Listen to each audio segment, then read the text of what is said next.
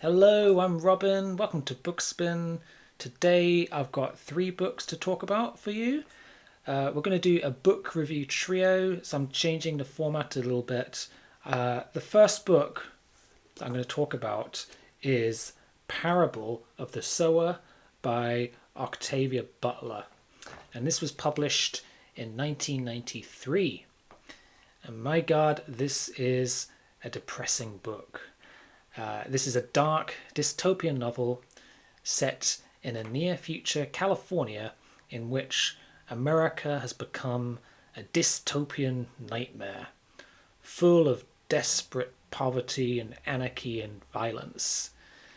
And it's never really explicitly made clear just how the world has reached this point, but basically civilization has all but collapsed. The government has lost most of its authority. Global warming has gone into meltdown, and state institutions such as the police are so corrupt as to being totally useless. And so this is a very harsh and bleak and dangerous world. And that is the world that this story is set in. And the only way that individuals can really have a chance of surviving in this world is by banding together in small communities that look out for each other and protect each other from the fierce dangers of the outside world. And this is my first time to read Octavia Butler.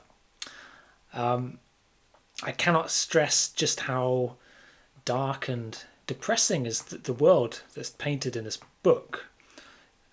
Almost every horrific crime that you could care to think of makes an appearance in the story. So you've got lots of senseless cruelty and violence, murder, rape, human trafficking, child abuse, arson.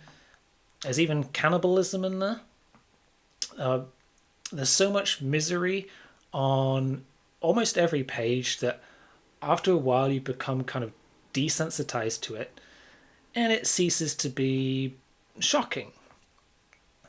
And there's something about Butler's writing and her world building that makes it feel frighteningly believable and plausible. The only thing that stops it from being overwhelmingly depressing is we have a sympathetic protagonist and there are a few other compelling characters that she meets along her journey that are at least somewhat humane and relatable. So in this world we have the main character, Lauren, who's a teenage girl, and she lives in a small gated community at the start of the book, and the story is told from entries in her journal.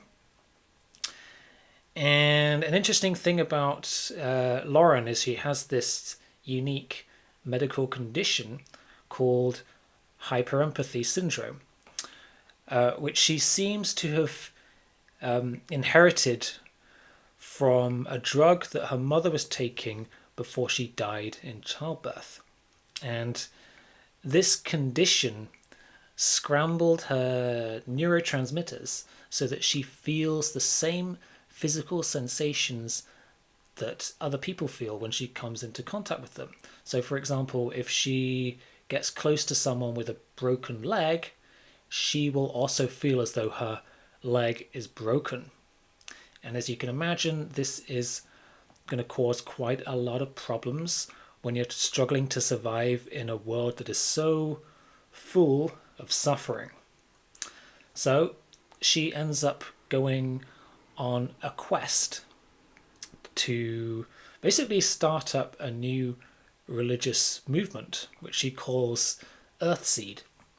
And she believes that Earthseed is humanity's best hope for the future. And the basic idea of Earthseed, if I understand it correctly, is God is change and humanity's destiny is to take root among the stars. So, I won't say much more about the story than that.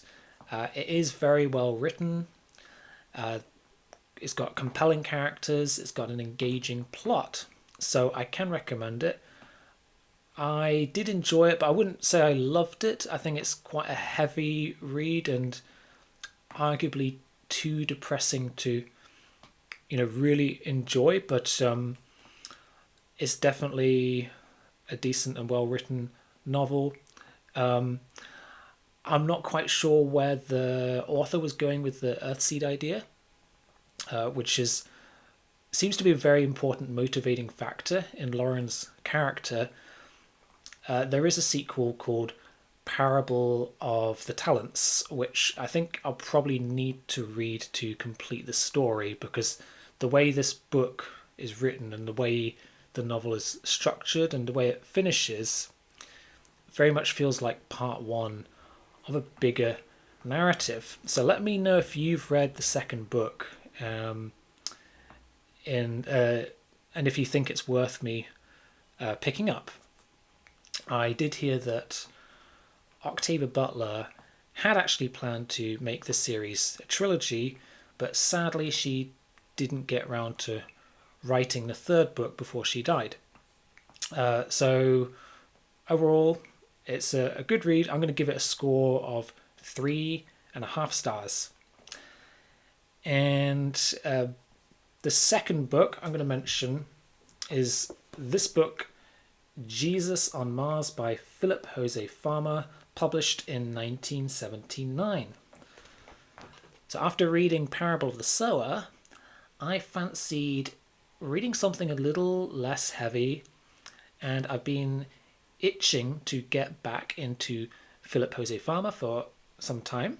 This is a standalone novel, and it's not one of his most famous books, but it's definitely memorable, with a very eye-catching cover, as you can see, and a very outlandish premise. So it's basically a first contact story with some really bizarre religious themes, with Philip José Farmer's unique brand of writing, which I have a lot of affection for from my experience from reading the Riverworld series. So Jesus on Mars is set in a near future where humanity sets forth on our first manned mission to explore Mars. I say the near future, but it's actually set in the year 2015, so close enough. Anyway, our protagonist is Richard Orme, the captain of a crew of 4 who successfully land on the Red Planet, only to discover that Mars is in fact already inhabited by a technologically advanced subterranean society that includes both aliens and humans.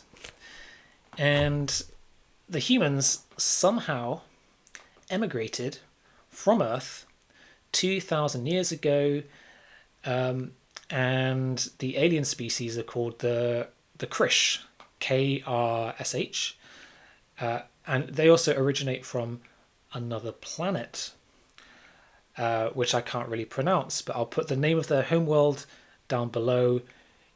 You can try pronouncing that if you want.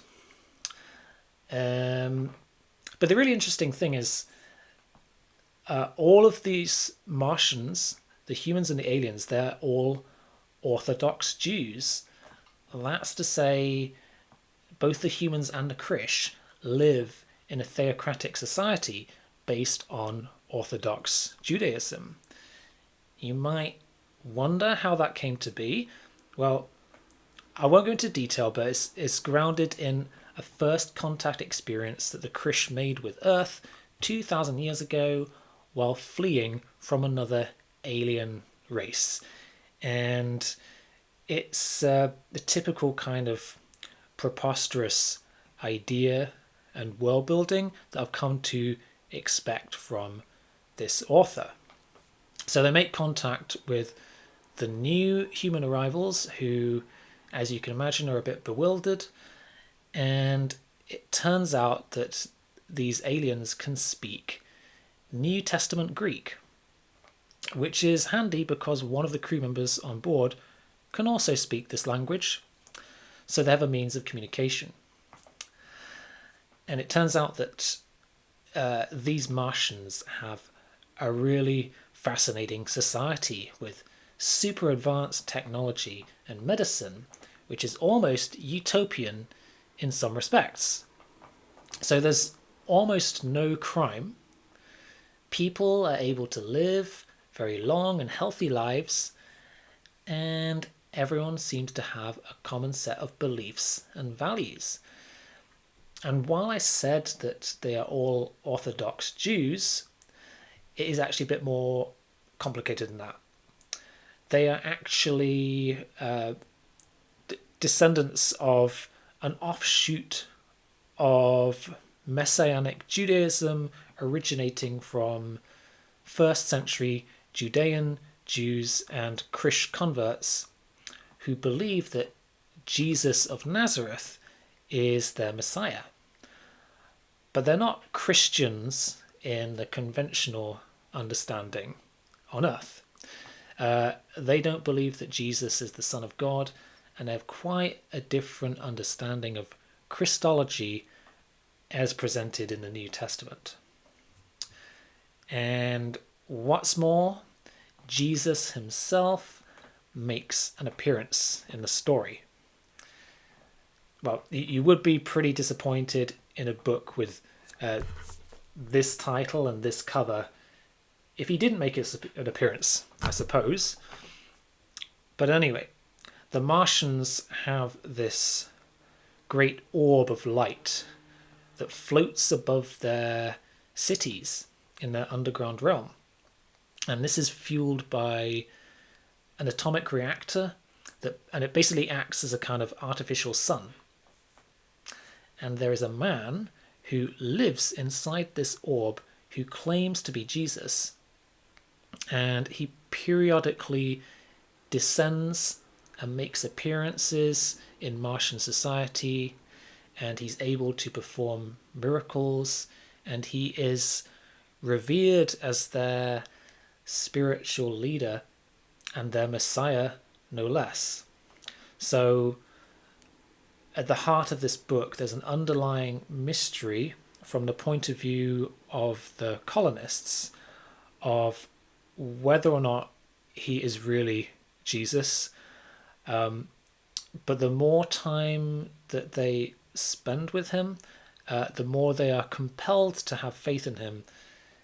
And they're in fact under quite a lot of pressure from their hosts to convert to their religion. So obviously religion is a major theme here in this story. And in fact, the 4 crew members from Earth each face crises of faith of one form or another when they're faced with this new reality. Their Martian hosts strongly encourage them to convert to their new religion. And they all come from different religious and cultural backgrounds. So they all have different preconceptions and biases. So, for example, Richard, the captain, is a black Canadian raised in a Baptist family. And while he finds this Martian Jesus to be compelling, he's very uncertain. His biggest fear is that he could actually be the Antichrist.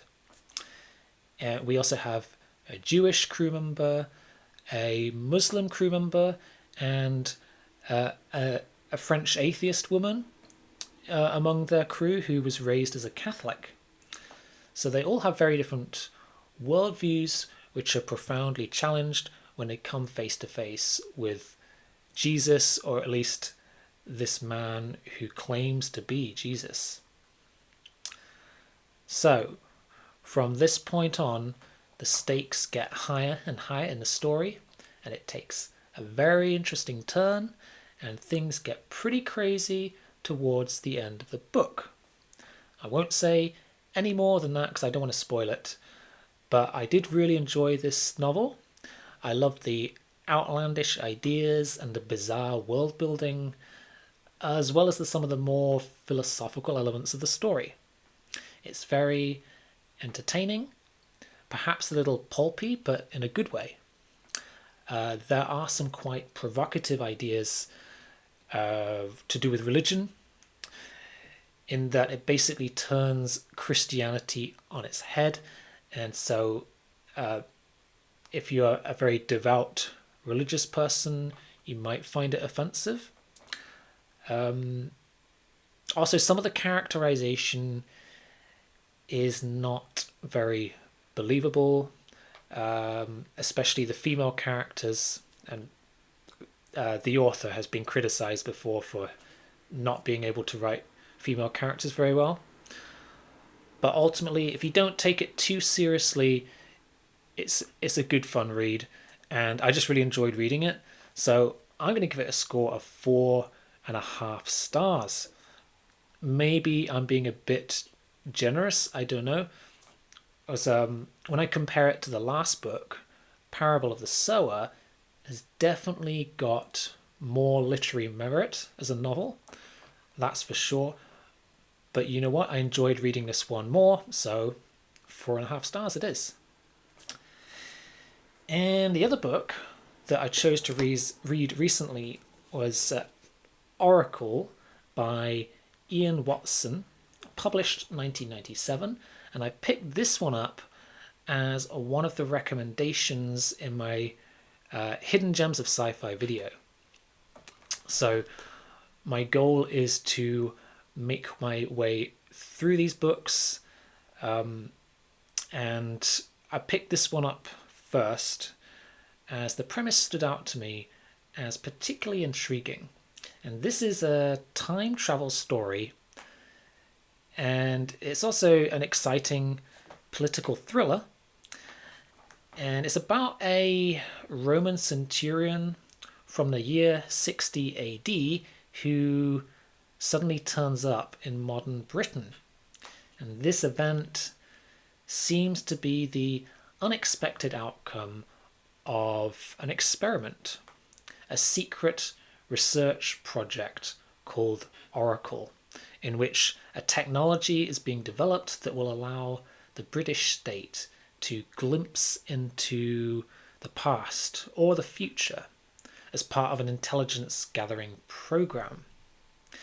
And during the test run, a huge amount of energy is required to reach the distant past, and this causes a massive displacement of mass, which has the unintended consequence of bringing forth a living person from the era that was supposed to be under observation into our time. And that's how a Roman shows up in modern Britain.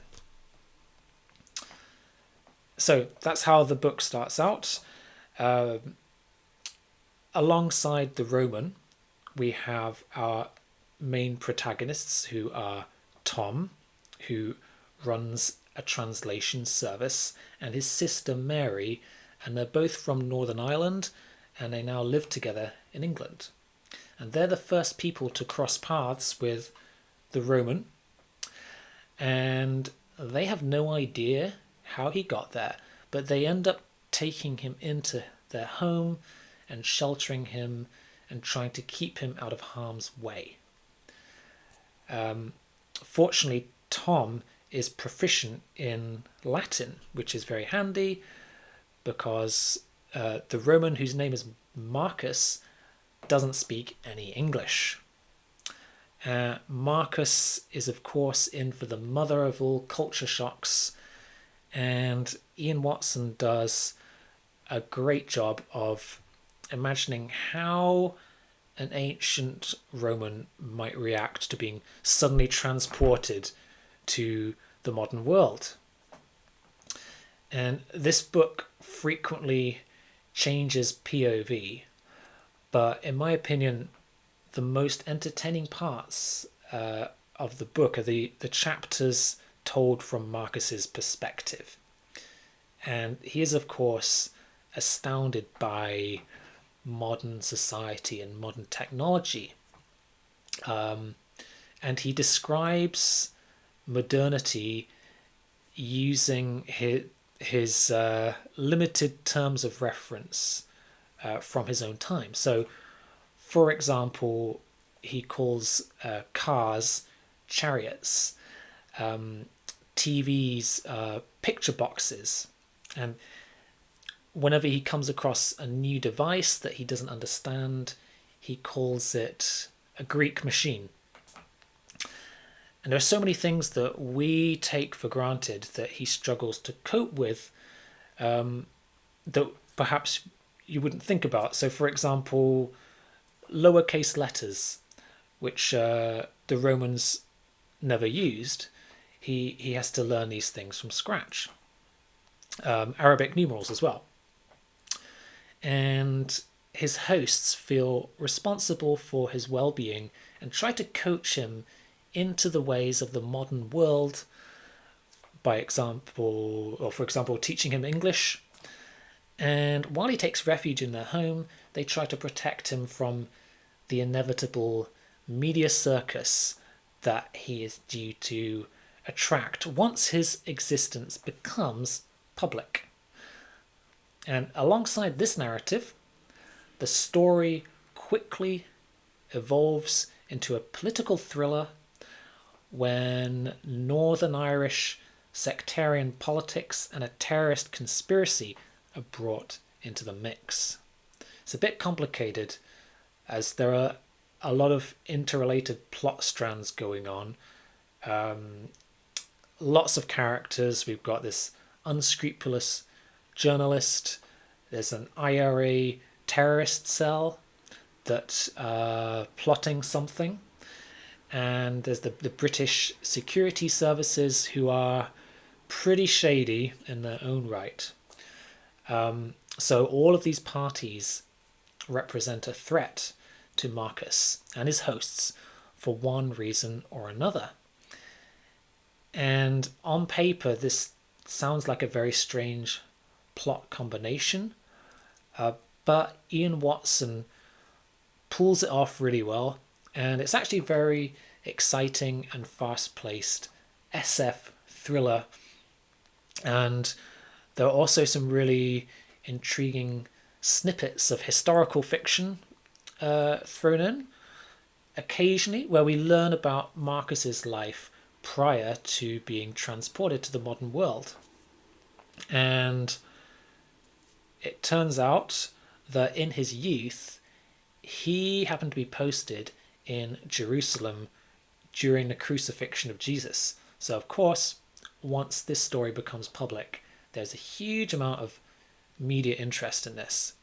And it turns out that Marcus's account of Jesus's trial and execution proves to be pretty controversial, as it doesn't align with Christian teachings. So this was a very exciting and fast-paced novel, and it's both entertaining and thought-provoking, and definitely underrated, I think. You could just enjoy this simply as an entertaining political thriller. There's enough political intrigue and tension and twists and turns on its own account, but I would say it's the speculative elements of the story that are more intriguing for me. This idea about bringing an ancient person into the modern world and what the consequences of that might be. If anything, I wish the author focused more on Marcus, so we could explore more inside his head and have a kind of deeper character study for him. If I have any criticism of this book, I think there are too many characters and not all of them are that interesting or memorable. We keep on jumping around POV chapter to chapter, and there are a lot of chapters in this book, so it's not a huge book, but let's see. 157 chapters. Yeah, most of them are pretty short. I would have preferred it if we spent more time on a smaller cast and especially focused on Marcus. But in any case, it was a very enjoyable read, and I'm going to give it 4 stars. And I'm definitely going to have to seek out more of Ian Watson's work. So, those were the 3 books I read. Let me know in the comments if you've read any of these or what your thoughts might be on those books or those authors. So I'm going to do another book review trio for my next review video. The book that I'm reading at the minute is The Never-Ending End of the World by Anne Christie. I talked about this in my book haul video. This is an advance copy. So I've just started this book. I'm enjoying it so far. But alongside this, I'm going to pick one more book from the Hidden Gems video. I'll do that in a minute. And one random book from the BookSpinner. So let's do that now. So here's the BookSpinner. Let's see what it's going to be.